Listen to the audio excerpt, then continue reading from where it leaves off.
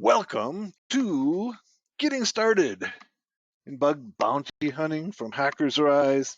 As you know, I'm OTW, and for the next 3 days, we're going to be looking at what is bug bounty hunting and how can I get started in it. Okay, and so one of the things I want to say up front is that becoming a bug bounty hunter is not a simple process. It'll be a successful one. It's easy to become a bug bounty hunter. To be a successful one's another thing. And so what we're going to be doing here is talking about what it means and how do you go about getting started. Okay, that's the title, getting started in bug bounty hunting. To actually be successful in bug bounty hunting, you need to have some web app hacking skills, okay, which we've done a basic course on that, okay, and you can see those videos. We have an advanced web app hacking class coming in April, and so you will likely need to combine what you learn here with those courses to be successful. Now, not all bug bounty hunting is web app hacking, all right? But a lot of it is. And so that's one of the things you want to focus on. All right. All right. So let's get started. So here's our outline for the course. We're going to talk about what is bug bounty hunting. All right. And I think most of us are familiar with what it is. Then how do you get started? Writing a good report. So once you've found a bug, right? Once you found a vulnerability, how do you go ahead and report it? Okay. And that's a big part of the skills here of being successful, because if you don't write a good report, you're not going to get credited and you're not going to get a bounty. All right. We'll talk about doing recon on a website. We'll talk about using the burp suite. We'll do some web vulnerabilities. We'll talk about different types of web vulnerabilities. And then we'll talk about fuzzing. Okay. If you're not familiar with the term fuzzing is the process of sending random or semi-random inputs to an application to see what breaks it, right? And so you've probably heard this in terms of, say, doing a buffer overflow, right? So a buffer overflow is when you send too much information, okay, and the memory area overflows, then you can put your own code into place. But in terms of web applications, sometimes that's the case, and sometimes you can just break the application by sending random inputs into it. And then once you break it, then you can kind of figure out, why did it break? Okay, and that will be a bug or a vulnerability in the system. All right, so we'll spend probably Friday on fuzzing. All right. So let's start out. What is bug bounty hunting? Bug bounty are programs by institutions and companies to reward hackers who find vulnerabilities in their systems before the bad guys do. And so those of you who are kind of new to this industry, this is a pretty new thing, right? It might be, I think HackerOne was the first, and I think they started about 10 years ago. So we're talking about pretty new, probably somewhere around 2013, 2014. If somebody has better information, let me know. But if I remember correctly, they started about then, and they have become the largest, the first and the largest of the bug bounty programs. And this is a relatively new concept. And the idea here is that you pay hackers to try to break your application. Okay, and this was a new concept, believe it or not. And now we take it for granted, but this was a new concept. You pay hackers to try to break your application before the bad guys do. Excuse me. And you pay them, you reward them for doing this. Right? And it was pretty controversial at the beginning. I mean, a lot of companies said, no, I'm not going to pay hackers to try to hack my application. And they quickly learned that it's much cheaper to pay hackers to try to break your application than have your application broken by the bad guys who steal all your information, your credit card numbers, your PII, and your reputation. right? Okay. So it's actually cheaper to pay bug hunters bounties than to suffer the pains of a compromised systems. It's a great way to start a career, and the beauty of it is that you don't have to go through an employment process, right? So you can remain relatively in, right? So until somebody hires you, you can make money on these systems. You don't need to have any experience, but the more experience you have, the more success you're going to have. But you can start making money right away. Some hackers have made over $1 million, but most hackers earn a much more modest amount. Average bounties are about 500. So if you're watching Twitter, on the web, you'll hear people, oh, I got a $50,000, $10,000. That's great. That does happen. Okay, 100,000 does happen, but the average, okay, is about $500. All right. So many companies, but not all, participate, including government agencies. Generally, one must register with the big bounty hunting programs such as HackerOne. Right? So you don't just go in and start hacking somebody's application. You've got to register with the company. And then once you register with the company, you select who is part of the program. Okay. So for instance, Airbnb is part of HackerOne's program, right? So you go and you look at, okay, what companies are participating, and then what is the scope, okay, that they're using. Scope meaning what are they looking for? What is the area that they're looking for bugs, right? Not going to be everything necessarily, right? What this course is not, okay? To be a successful bug bounty hunter, you must be familiar with the functions of applications and methods to find flaws or vulnerabilities. This course is meant to be an introduction to this career and lay out the basics to familiarize you with the process. This course will not make you a successful bug bounty hunter necessarily, but it will get you started on the path. Success as a bug bounty hunter will depend upon your ability to analyze applications and find vulnerabilities. Right? So this is the place to get started. Some of the bug bounty hunter programs include, these are the biggest ones, okay? HackerOne, BugCrowd, Synact, Detectify, Cobalt.io, Open Bug Bounty. Oh, missed a number there. Oh, it should have been going across. That's what it is. And ZeroCopter. All right. So let's go and let's take a look at HackerOne. Here's HackerOne. All right. And so let's take a look at HackerOne bounties. Bug bounty programs for the businesses. And it takes a hacker to know a hacker. What is bug bounty? And you can learn a lot. HackerOne has a good website. So if you haven't participated in these before, um, you can take a look around here. Here's some of the industries that they work with.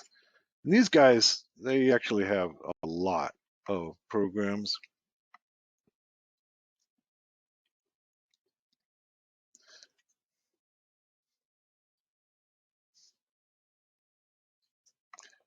And here they actually have some training programs as well. Hacker 101 is a free class for web security, whether you're a programmer or interested in bug bounties. Here's some capture the flags, right? Some CTF competitions, and just some more information. The hacker FAQ. Is it free? Yes, it's completely free of charge. How do I access it? Some of their partners.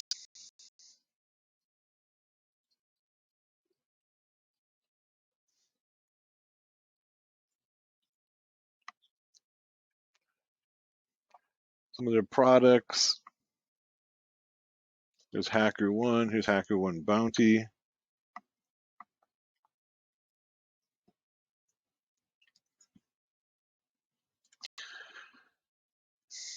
And let's see.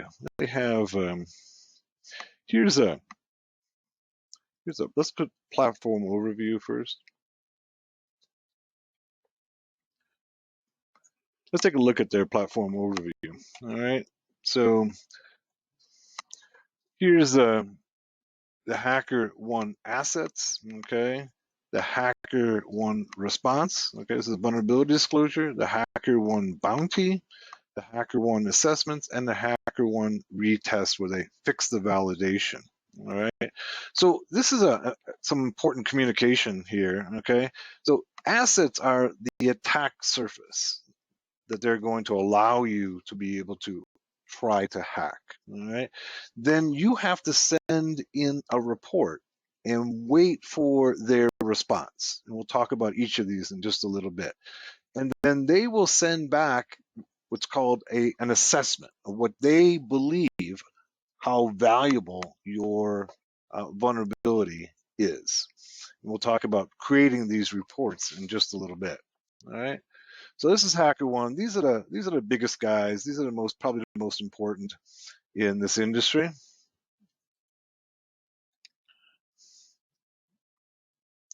Here's HackerOne. Here's a directory of some of the. You can see that the bounties.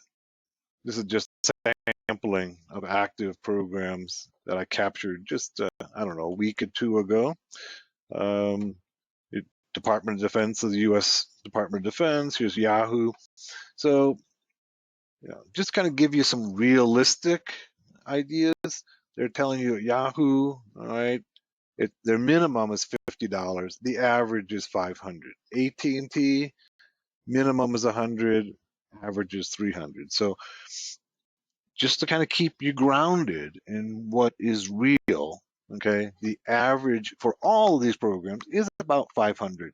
Okay, so to make a living at it, you need to get more than one bounty generally, unless you end up being one of those lucky people who gets the 100,000 or the $1 million bounty. But for most bounty hunters, it's a matter of getting many 500s, $1,000 bounties.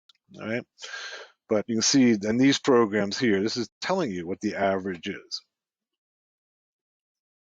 Okay, methodology. All right. So the first step is to go into the program, all right, the bug bounty program that you've registered for, and find out what the scope is. What's included within the scope that they're allowing you to analyze and try to find vulnerabilities. You find any things outside of that scope, you're not going to get a bounty for, right? Only within the scope. Then look for valid targets, okay, within that scope, right? Then you do some high-level testing of the discovered target, review all the applications, you can fuzz the applications, and then you need to exploit the vulnerability. Once you've found a vulnerability, you have to prove, okay, that it actually is exploitable. And all of this has to go into a report. So, one of the things that a lot of people in IT don't like is writing reports, right? And I will point out that there are some fields within IT and within cybersecurity where report writing becomes really important. And this is one of those.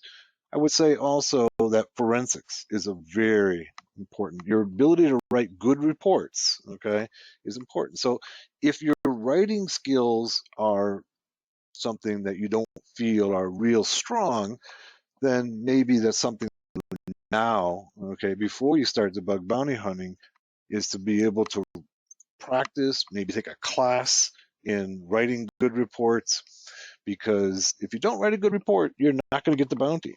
Right? That's just it, and many other fields as well.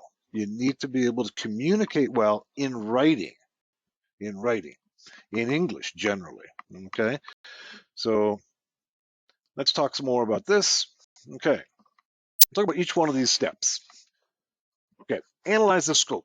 Okay, it's critical to understand the scope of the program. What's included? That's the scope. What's included in the program? The scope details which assets are to be tested.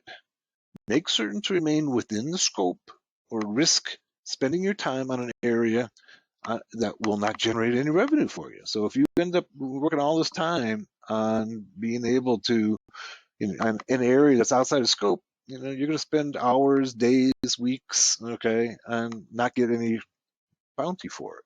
All right. It's also kind of important to note that don't expect that you're going to get a bounty right away. Be realistic, okay? Oftentimes it'll take weeks and months. And once again, this goes back to what you've heard from me many, many times on David Bombal, okay? Is that hacking is not a TikTok video, okay, or even that matter, a YouTube video. YouTube videos can at least go for an hour or so, right? TikToks can only go 60 seconds, right? So most times you're going to spend days, weeks, months before you get a bounty, right? And just expect that. I'm trying. You might get lucky. You might get lucky, and you've tried something that nobody else has tried before on that program and get a bounty. And I'll tell you that if that happens to you, if you find a vulnerability, then you can probably find the same vulnerability in other programs, other applications, or within that same application. So start trying other places as well. And oftentimes you see these people who've gotten really, really large bounties, and it's because they figured out one type of vulnerability and then they found it in multiple applications, right? So they found one application that had that vulnerability, and they found multiple places in that application, and they've then used that over and over and over again in multiple places, and take that 500 or 1,000 and multiply it by 20, 30, 40, 50 times. All right. Nap says the one who recently hacked the lock screen of the Google Pixel and other phones earned a bounty thanks to his detailed report, even though the finding was a dupe. Huh. The first person reported did not get a bounty because Google's triage team couldn't replicate the bug. That's a good point, okay? But it was a dupe, okay? So NAP is re-emphasizing for us here that writing a good report is key. It's not just a matter of your vulnerability hunting skills. It's how do you communicate it, okay, to the company, right? They have to be able to understand it, and then they have to replicate it, okay? And then generally you want to go ahead and offer some help in how they can go ahead and mitigate it, right? The more help you are to the security development team at the company that you are bug bounty hunting for, the more help you can offer them, the more likely they're going to continue to work with you, which means more revenue for you. And in many cases, if somebody's really effective, they get hired. Right? So, hey, join our security team. You've done a really good job, and obviously you know what you're doing, and you communicate well, right? And that's really, really, I can't emphasize that too much, because communication becomes really key in this field and a few others. And if you're a kind of person who wants to stay in a locked room, in a windowless room, and just play with computers all day, this is probably not the field for you. All right. I mean, some hackers, that's true. I mean, obviously there's a lot of us who like, working just with the computer and not working with people.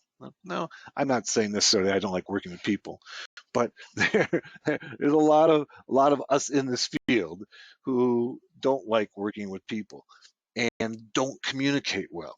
And if you don't communicate well, this is not the place to be. There's other places that you can be, like say a red team, or other hacker activities where you don't necessarily have to communicate well. You just have to be able to find a vulnerability and exploit it. This one, though, you need to write good reports. You don't write good reports, you aren't going to make money. Okay. Look for valid targets then. Often, the software developers do not include the entire internet scope. They may be specifically looking for vulnerabilities in specific domains, modules, or apps. Find valid targets in the scope and don't waste your time in other places. Look for vulnerabilities. Use a vulnerability scanner to look for vulnerabilities or flaws. Okay, remember, vulnerability scanners simply test for already known vulnerabilities. So they're unlikely to find new vulnerabilities. That's important to note, okay? Remember that a vulnerability scanner is basically a database of known vulnerabilities, right? But sometimes it can point you in the right direction. The reason that the vulnerability scanner works is because the people who develop them, put in these vulnerabilities into this database, they know about them, and then they test the application, okay?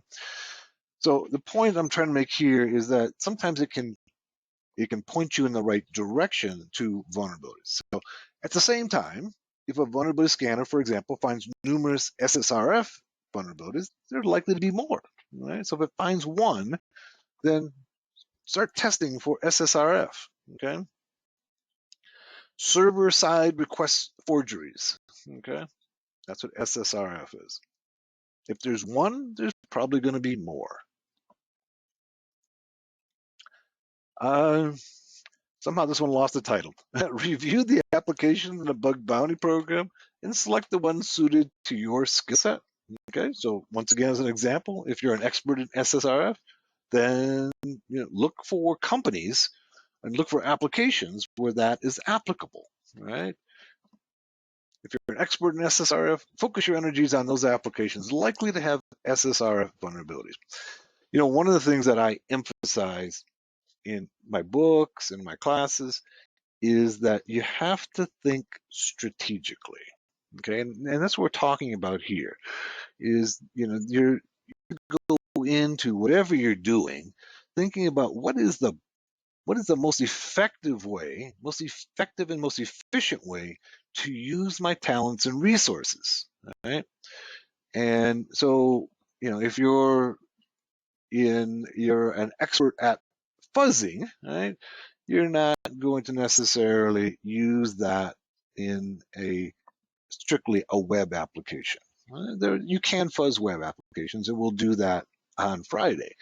But think about what you're doing ahead of time. Think strategically about what you're doing. Don't just go willy-nilly and try everything and anything. Think about what you can do most effectively. And that's what I'm trying to emphasize here. And sometimes, if you're an expert in SSRF, while you're getting bounties in SSRF, develop other skills that expand beyond that.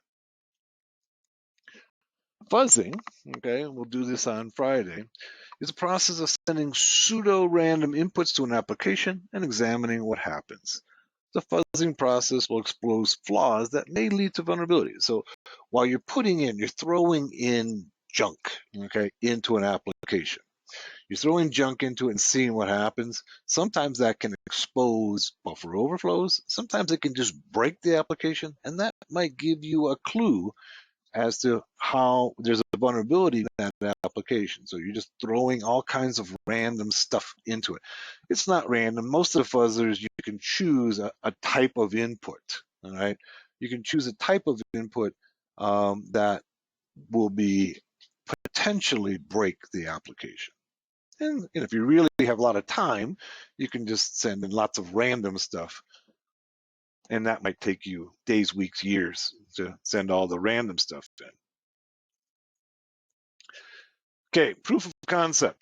Fuzzing breaks the application, okay, and exposes the flaws in the code. Right?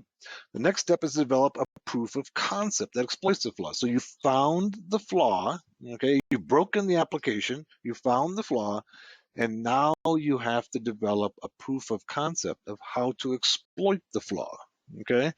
A strong POC and explanation is likely to generate a lucrative bounty, all right?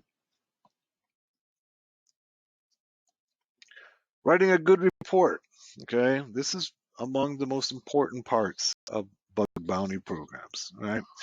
Provide a clear and descriptive title, provide a clear summary, provide a severity assessment. So how serious is this flaw? Okay, is it trivial, or is it something where somebody can send remote code and take control of the application, get into the database, what have you, right? So you're probably familiar with CVEs, and CVEs have severities anywhere from 1 to 10, all right? And so where does your flaw fit on that scale? Is it high, critical, or is it just a 1? Okay, and of course the bounty is going to be based upon how critical the vulnerability is. All right. Provide a security assessment, give clear steps to reproduce. As Knapp was pointing out, that there was a fellow, I guess his name was David Schutz, okay? He points out in the chat that he put in a really good report that they were able to replicate, okay? The previous report that somebody else had already provided, they couldn't replicate it. So you have to tell them, how can I replicate this bug?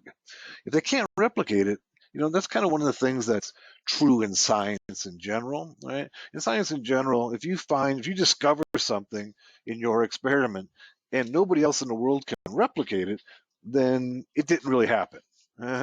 Okay. SOPAS has Cobalt IO as a good bounty report. SOPAS has put in a link there. Okay, you can take a look at it. Maybe I'll open it up and put it on the screen for those people who are watching the videos. Okay, hang on one sec.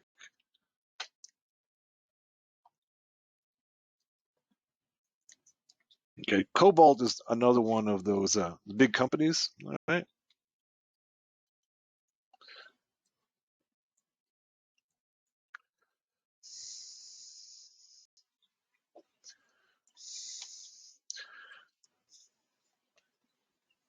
Prepare before you test. Okay.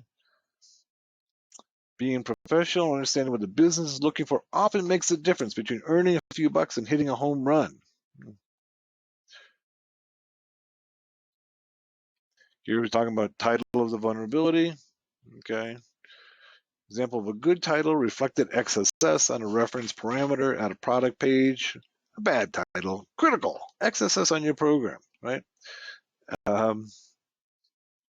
And you have to not only just point out the flaw, you have to be able to show how it can be used by an attacker, right?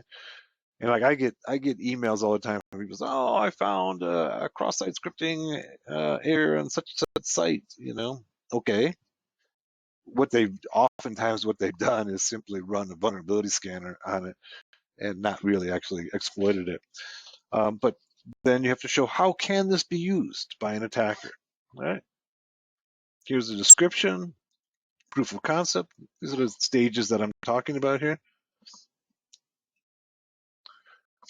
Criticality assessment, tools, okay. Attachments, suggested fixes and solutions. Good. Thank you for pointing this out. This is a good summary of what a good bug bounty report looks like.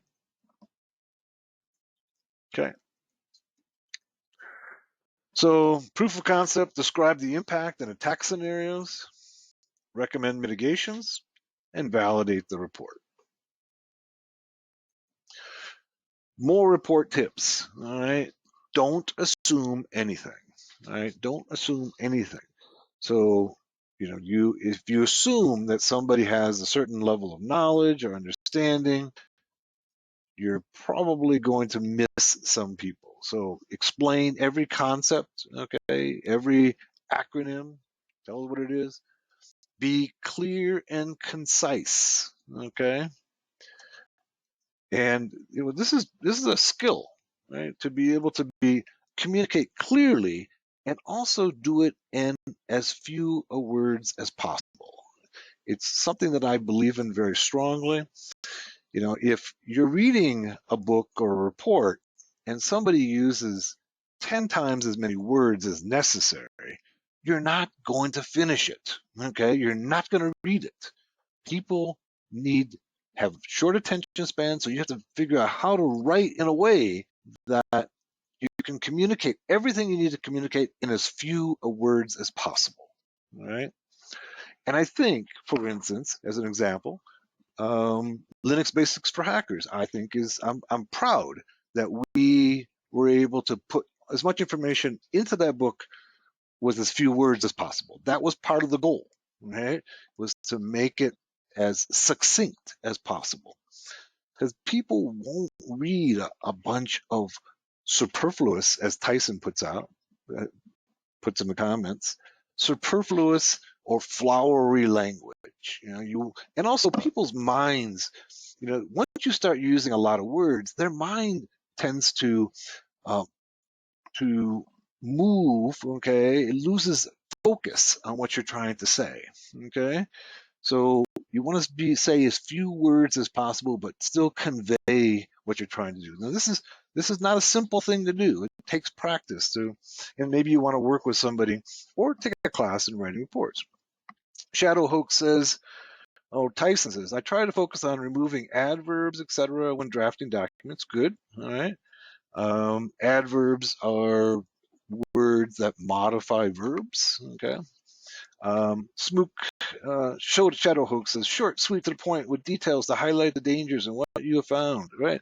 And you might actually also think to try to write in very short sentences in short paragraphs, right? Make sure they're short, because people, want to be able to grasp each point, okay? And if you write I've had people write me emails that go on for literally pages, and really it could have all been summarized in like 2 sentences. And the truth of the matter is that when you write me an email that goes on for pages, I'm unlikely to ever read it, right? I will start, and I'll start looking for the key points, and if I don't get a key point pretty soon, I'm not going to get to the end of it, right? And I don't think that I'm any um, less patient or more patient than anybody else. You have to keep in mind, that's the next point here, always keep the reader in mind. Okay? So always keep the reader in mind. That's the whole point, is that you're trying to communicate. So some people, when they write, are basically talking to themselves. And I've told people this, right? When you're writing, they're basically communicating to themselves. They're talking to themselves. And of course, when you're talking to yourself, you know the answers. You know what you're talking about, right? So always think about, if I didn't know anything and I read the sentence, would it convey what I want to convey? Would it communicate what I want to communicate?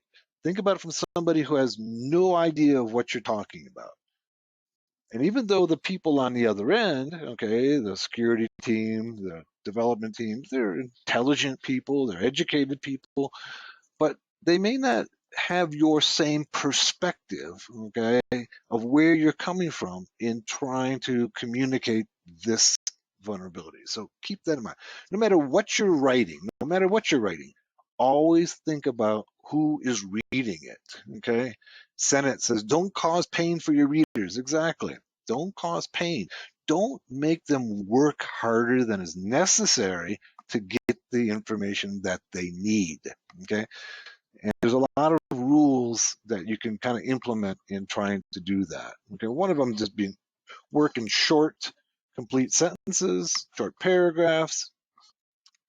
The word that writers talk about is using active sentences, not passive sentences. So active verbs, not passive verbs. Keep the number of words short in a sentence. Anyways, those are kind of things. Maybe we should put together a report writing class for Hackers Arise. I think that might be, we can talk about some of these things. Sentences, clarify the end outcome before writing. Yeah, that's a good idea. And of course, be professional, right? Don't use slang, okay? Don't use slang words, try to be, yesterday, I got a message from somebody who used a lot of vulgarity and slang words in an email to me. And I don't have any problem with, using curse words, vulgarity in my normal everyday life. I tend to minimize it though.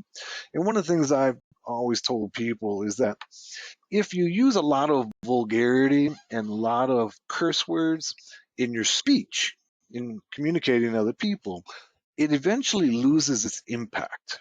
Okay, so if you use occasional vulgarity, it has much more impact than if you use it all the time. If every sentence has a vulgarity in it, then it has no impact anymore.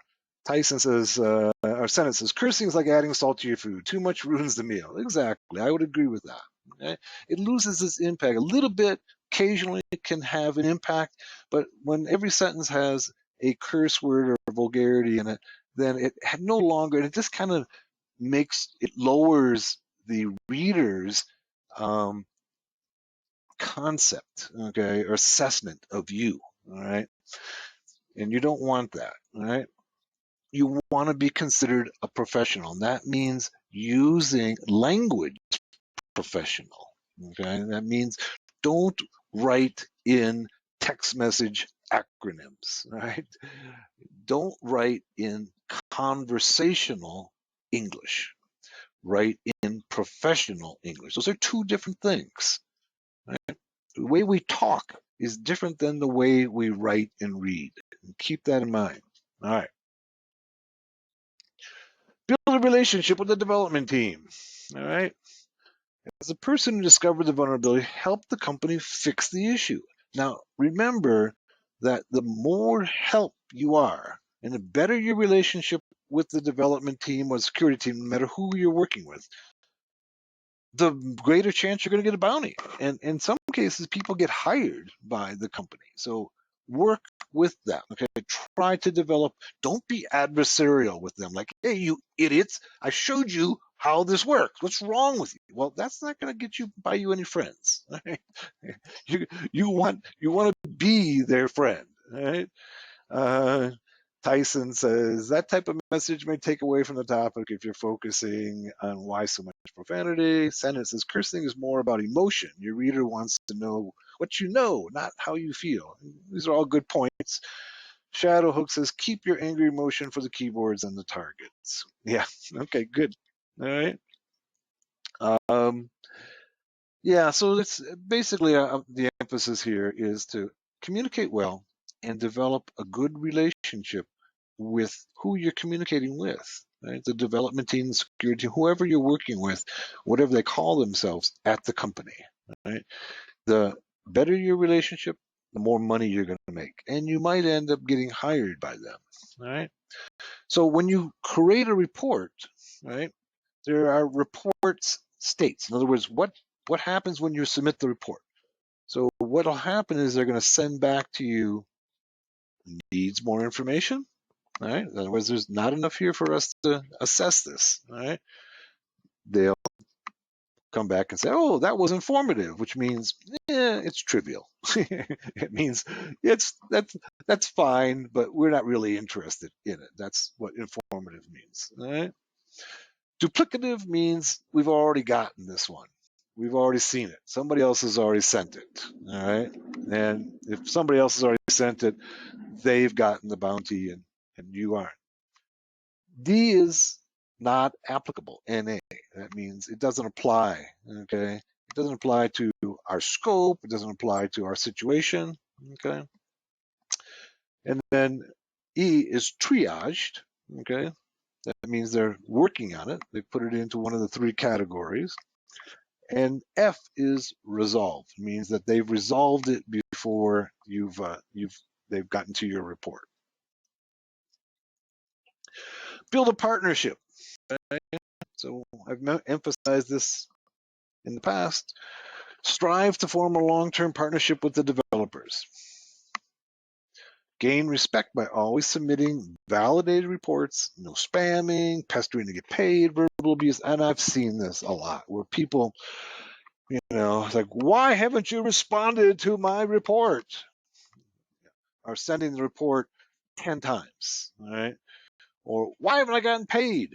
If you do that, you're not going to get paid, probably, all right? You guys are idiots. Can't you understand what I showed you in this report? No, that's not going to buy you any friends, all right? Yet, in many cases, I've seen people do this, right? Number 3 is communicate in the style of each organization you work with. All right, so look at their reports. What kind of things have they published, and see how they communicate, and then try to replicate that communication style. Everybody communicates differently. So once again, you're trying to create a bond with them, and if you're communicating in a different way than they are, it's going to impede your ability to create a bond. Shadowhook says, more than likely there's more than one person on any one bug at any time. Yes, there's oftentimes tens of people, or maybe even hundreds of people, okay, working all on the same bug. So, the first one who gets there is the one who's going to get paid, all right? And, when these programs opened up 10 years ago, it was all a new thing. And now you have hundreds, thousands, tens of thousands of people working on it. And as that has happened, the average bug bounty has fallen, okay? So just kind of keep that in mind. I want you to be realistic. Now, I don't want to discourage you. I just want you to be realistic what to expect, all right? Support the security team until they resolve the issue, okay? Be a good partner. Okay, if you're failing, okay, there's a number of reasons why you might be failing, okay? You might be in the wrong program, okay? It might be that your skill set doesn't apply to the scope of that particular company's application, all right? 2, people get discouraged, okay, if they don't get any bounties right away. One of the things that you might have heard my most recent David Bombal interview, I think came out on New Year's Day. And one of the things I want to emphasize is that persistence in just about anything. If you want to be successful at anything, be persistent. There are people in the world, okay, who have success on day one. Okay, there are people that does happen, but most of us that doesn't happen to. Most of us have to work and work and work and work. Okay, and sometimes we can work for days, weeks, months, years before we have any success. If you really want it, okay, if you really want it and you're really committed, don't give up. Be persistent. And that was like I think the first or the second rule that I pointed out in David's interview with me on New Year's Day, is that be persistent. That applies to hacking in general. It applies to bug bounty programs. And basically, we're talking about something very similar, right? So stick with it.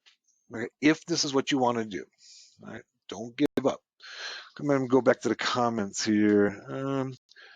Shadowhook says, "Sorry, I'm a day one kind of person, so may have stupid questions." No, you haven't asked any stupid questions. Don't worry about that, Shadowhooks. Okay. Zero says little social engineering delivery. Okay. I'm not sure what you're trying to say there, Zero, but social engineering, which we have a class coming up next month. Hit my little plug engineering class. One of the things that I pointed out in other classes and in David Bombal interviews is that social engineering should not be um, should be, let's put it that way, that should be considered an important part of not only your life, okay, but of hacking, right? So basically, social engineering is the process of trying to get people to do what you want to do, right?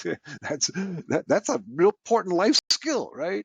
And this doesn't necessarily mean manipulation, but it means if I want something, I want a job, right? How do I go about doing that? How do I communicate? How do I present myself to get the job?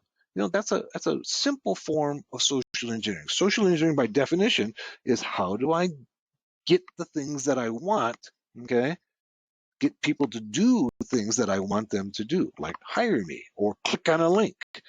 This is what in my cyber warrior wisdom I point out, is that understanding human psychology and behavior is one of the most important hacker skills. That's why we have a class in social engineering. Right? And some people are really good at it. Right? Some people just naturally, they come out of the womb knowing how to get what they want. We all know people like that, right? They always get what they want because they know how to social engineering the world around them, right? And some of us don't. I think that's very true of me, right? I have to learn. I have to think about it. It's not something that comes naturally to me, but that doesn't mean that it's not important, right? It's really important. To get what you want, you have to understand human psychology. And if we look at the major hacks in the history of the world, most of them have a social engineering impact. Yeah, we want to all focus on the technical aspects of hacking, that I can create a buffer overflow and take over the system. But in reality, okay, most of the major hacks in history have had a social engineering where somebody's clicked on a link or opened a document, okay, that led to the compromise of the system. So what we're going to be looking at in our February class is, how do I go about getting people to do what I want them to do? All right? It's going to be largely a psychology class with tools, right? A psychology class with tools. So how do we create tools to get people to do what we want them to do that will compromise their system? All right. Control says a really bad and funny, in my humble opinion, report that was actually made public as per hackers' requests. Okay, I'll take a look at it. Open it up here. This is Control. It might be worth taking a look at it and getting a chuckle out of it. Okay, let's see. I hope this is good.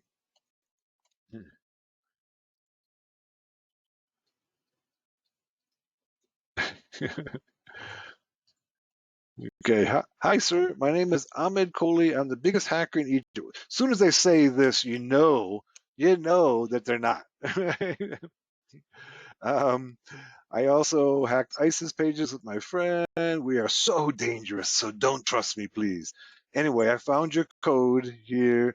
It's starting with PHP. It should be with any hacker like me can run HTML on this page, so we should close the source by a script ending, okay, a script end and a question mark, and then there's references about him, okay. Please donate my rewards to the charity company. Any updates, sir? It's been 15 minutes without any updates. Please fix it. Just add. Everything will be okay. this is, believe it or not, is not uncommon, right? But as soon as they open up and say, I'm the biggest hacker in Egypt, I know that they're nobody. All right. Okay. Um, anyways, so this is funny, right? But this is not unusual, and I can tell you that if you follow this path, you're not going to make any money. Okay. Okay. So thank you for sharing that. Okay, that came from Control. Okay, let's see. Tyson, any thoughts or resources on the psychological edge?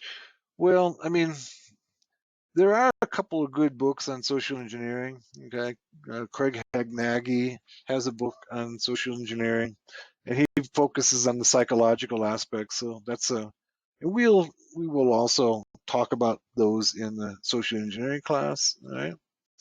Uh, Alexa, yeah, Control says, Alexa, any info on impact? The researcher is annoying. Yes, annoying. And bugging the triagers. There's no vulnerability. He's begging for a reward. All the don'ts in the one place. Yes, exactly. But this is common. It's not unusual, right? Now, is he serious or trolling? He was actually serious because I've seen lots of those. That's not that unusual. There's more. This is more common than you know, right?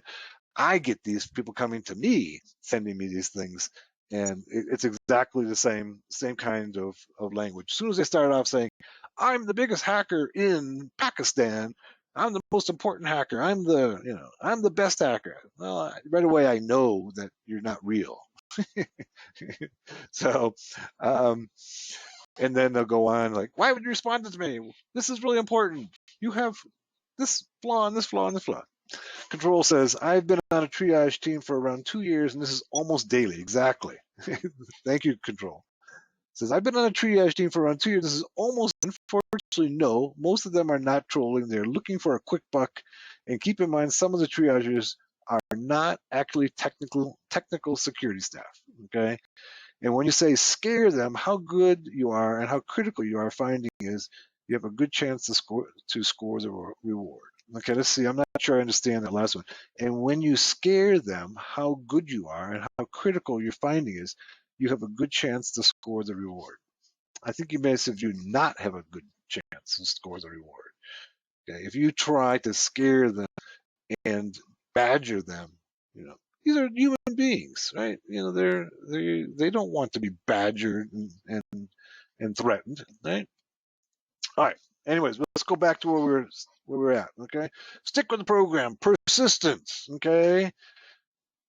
One of the things that oftentimes people don't do is they don't do recon or don't do good recon, which is one of the next things we're going to do in this class. Okay. You only go for low-hanging fruit, such as with vulnerability scanners, right? And vulnerability scanners generally will point you in the direction possibly of vulnerabilities, but remember that they only find known vulnerabilities, right? That's what their job is.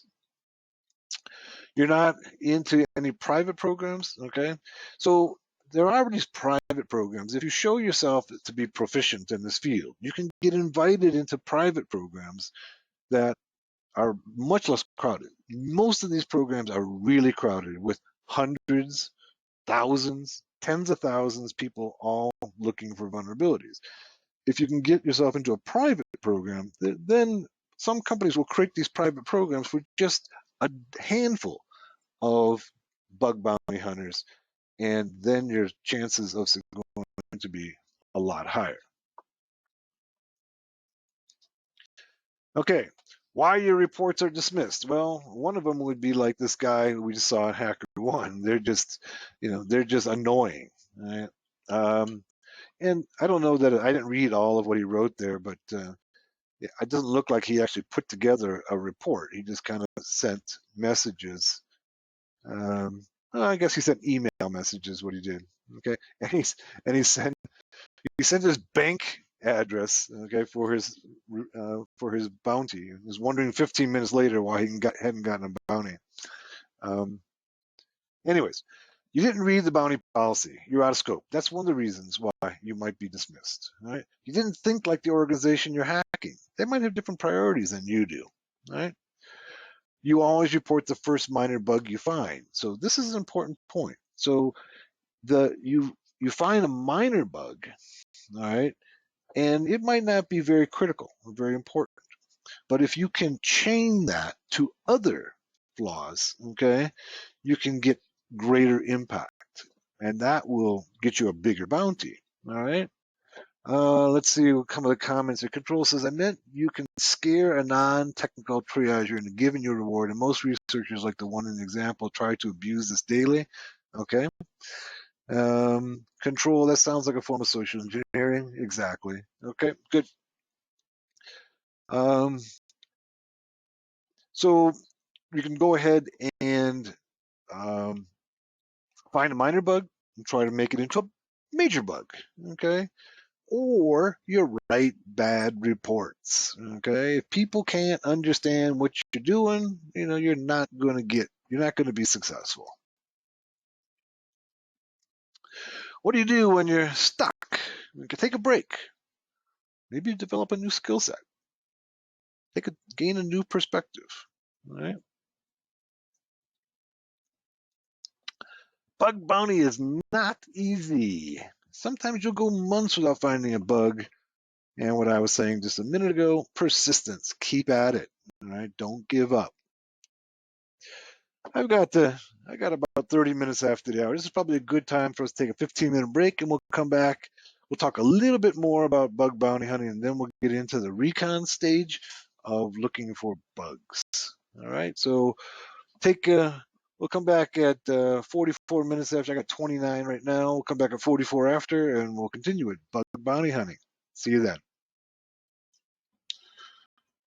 Okay, we're back.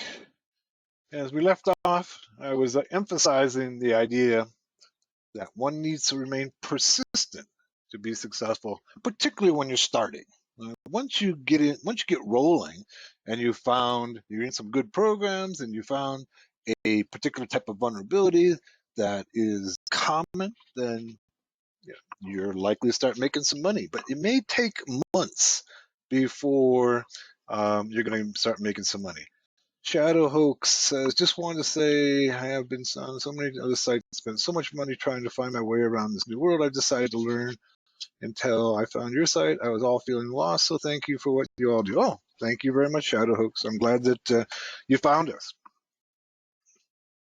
So let's talk about a little bit of some HTTP basics. All right, we'll talk about some real fundamentals of HTTP and how websites work, and then we'll do some recon.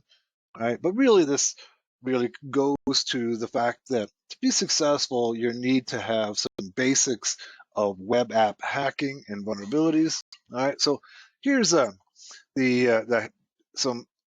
this is the first line of the HTTP request. Okay, it has three elements separated by spaces, a verb. Okay, in this case, it's a get, indicating the method. Okay, we'll talk about methods in a minute. Among these, the most common is the get. The get method retrieves a resource from the web server. The requested URL, in this case, is IT degrees, okay, and the HTTP version that's being used. When we attack web applications, we most commonly are making a request to the web server. This means that our methods will likely be either post or get, okay? There are subtle differences between these two requests. The get method is built to retrieve resources. The post method is built to perform actions. Other methods include head functions similar to the get request, but no message bodies returned. A trace is used for diagnostic purposes. Options ask the server to report HTTP methods are available. And put attempts to upload a resource to the server, which is contained in the body. All right. Here's the response. All right. So in the response, it comes back from the server. It's going to be HTTP, the protocol and the version, the status code. We'll talk about the status code in just a minute, and then a status message. Right? We've all seen these status codes. Particularly, we see them when the resource is unavailable. Right? So we get 404s. Right? That's the common response when the resource is unavailable. We've gone to a page that doesn't exist. But a good status code is 200. And that can be important in trying to analyze the particular website. All right. Here's the status codes. The status codes you're most likely to encounter are 100, continue, 200, okay, 201, created, 301, moved permanently. Okay. So 200 is the one that you're going to see when you have successfully connected. 302 is found, 304 is not modified, 400, this is the one that we see oftentimes, is bad request, 401 is unauthorized, 403 is forbidden, 404, there it is, not found. So if you got a URL that is no longer valid, you'll get a 404. 405 is method not allowed.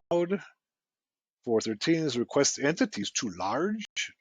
414 is the request URI is too long. 500, the internal server error. And 503 is service unavailable. And there's more. This is just the most common ones. All right. HTTP proxy. All right. An HTTP proxy is a server between the client's browser and the web server. When the client's browser is configured to use the proxy, all requests to the internet must go first to the proxy. And if you're familiar with web app hacking, for instance, you may have used like Burp Suite. Okay, Burp Suite is a proxy, right? And by using a proxy, we can intercept the requests and the responses and analyze them. The proxy then forwards the request and receives the response before forwarding the client. In this way, the HTTP proxy can provide access control, caching, authentication, and content filtering. So here's the client, and here's the server, and the proxy sits in between. Now, sitting in between, it might be on the same machine, right, as we're going to demonstrate with the Burp Suite. All right.